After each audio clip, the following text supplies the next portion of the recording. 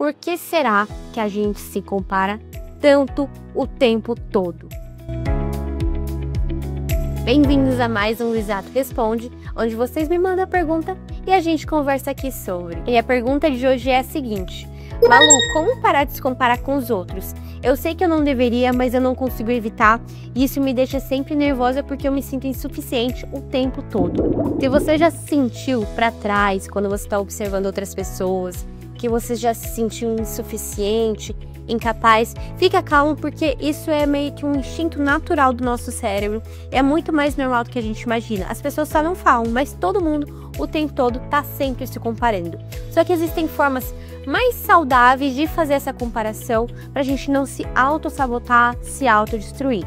A comparação por si só, ela não é um problema. O problema é a referência que a gente pega para se comparar, porque nem sempre é muito justo como a forma como a gente se compara. Porque não adianta a gente pegar duas pessoas de meios totalmente diferentes e querer comparar histórias diferentes, de início, meio diferentes. Não é justo fazer isso.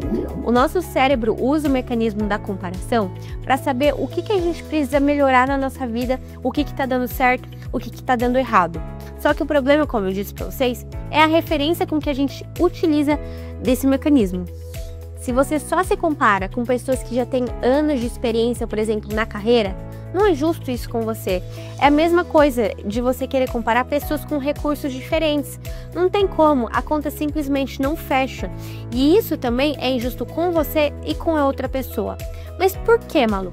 Porque simplesmente quando você está comparando com outra pessoa, ou você diminui aquilo que ela conquistou, ou você se diminui.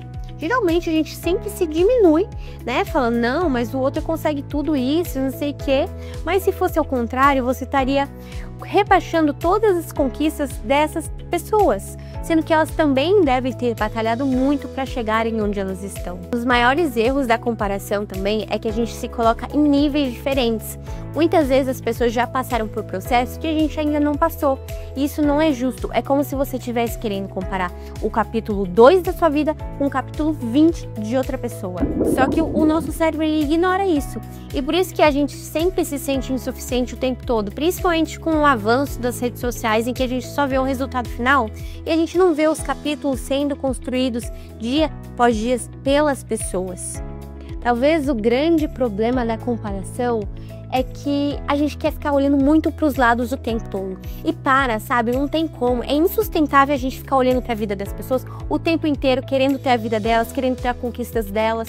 E você só vai fazer isso quando você ficar justamente, sabe? Quando você não focar no que você tem que fazer. Quando a gente foca no que a gente tem que fazer, nos nossos próprios desafios, na nossa própria construção da nossa própria história, aí essa comparação ela acaba, porque você não vai ter tempo para ficar vendo os stories das pessoas, os TikToks das pessoas. Foca mais em você e menos no outro. O que o outro tá fazendo ou deixando de fazer, você não controla, você não tem como ficar... Não dá, gente, de verdade.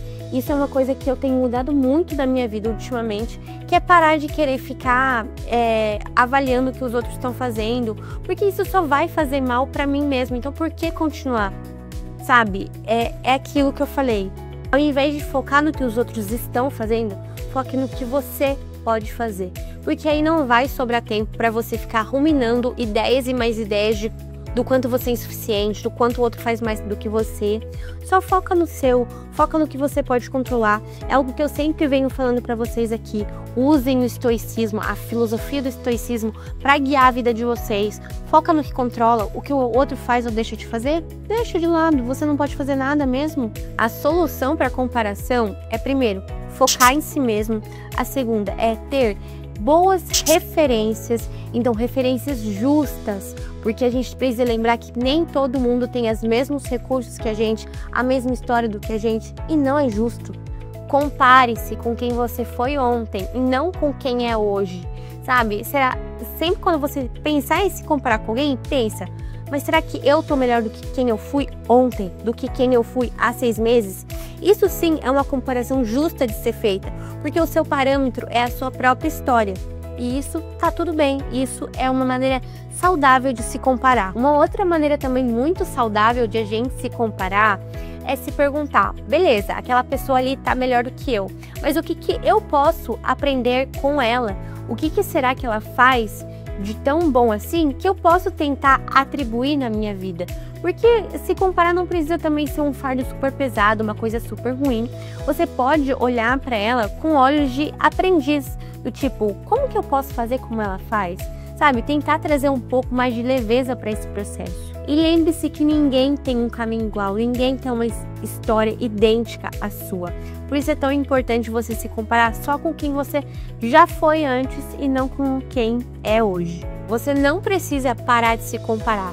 Você só precisa mudar a maneira como você faz isso. Porque a comparação pode sim ser uma super ferramenta de crescimento. Você só precisa fazer isso da melhor maneira possível. Um beijo, até o próximo vídeo e deixa aqui sua pergunta pra gente responder num próximo vídeo. Beijos e tchau!